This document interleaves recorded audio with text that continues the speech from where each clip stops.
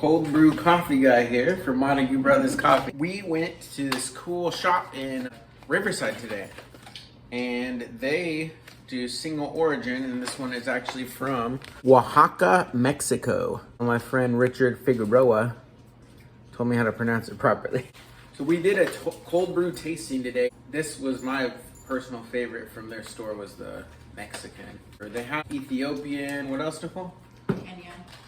Kenyan. And they had a washed and natural Ethiopian. Yeah, they had two Ethiopians. One was washed and one was natural. Which honestly, I don't know the difference between those two. But the flavor was definitively different on both of those. But this was my favorite. We're gonna make some cold brew out of it.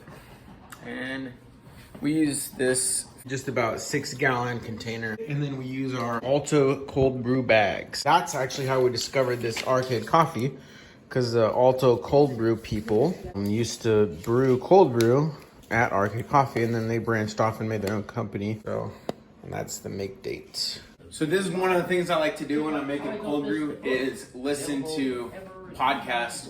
One of my favorites is the podcast called How I Build This. And that's one of the things that got Nicole and I motivated to have a spot for Wildomar to meet as a community.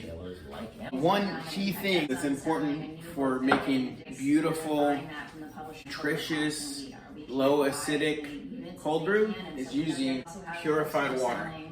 We also have something called a TDS meter. It reintroduces some of the nutrients that are in, it increases it to 47 parts per billion, which is not a lot.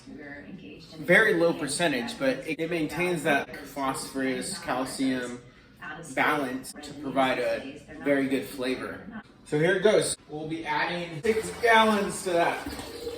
So it takes a longer time at my house to make my 6 gallons of cold brew, which before we were gonna open the shop, I used to make like 2.5 gallons at a time. And it lasts a long time in the refrigerator. 2.5 gallons we would just drink probably in a week and a half. It's so nice and convenient to have cold brew, you know? Which during the summer, me end up drinking probably 3 or 4 a day, you know? And it's because it doesn't like upset my stomach as much as drinking 3 or 4 cups of regular coffee would, you know? Just because it's a lot less acidic. Let me show you what I'm doing over here. Sorry. Is our spigot that's just for reverse osmosis. So this isn't regular tap water, which would come out of this right here. So we just keep dumping beautiful bottled water. It provides consistent flavor. 2, it ensures that you're having really good quality water. It's clean, you know?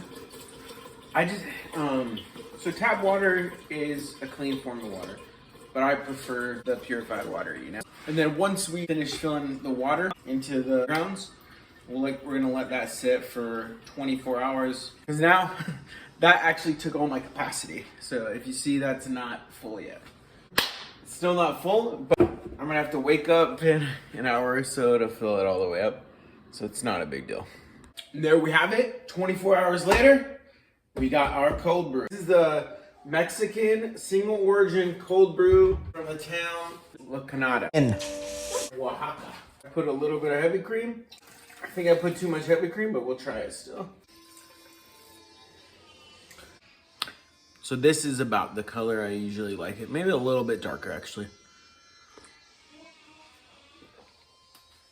All right. Thank you guys for taking the time to watch my video about cold brew.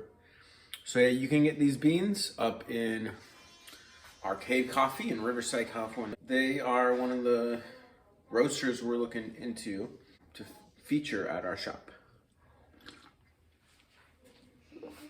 This is good. I thank you guys.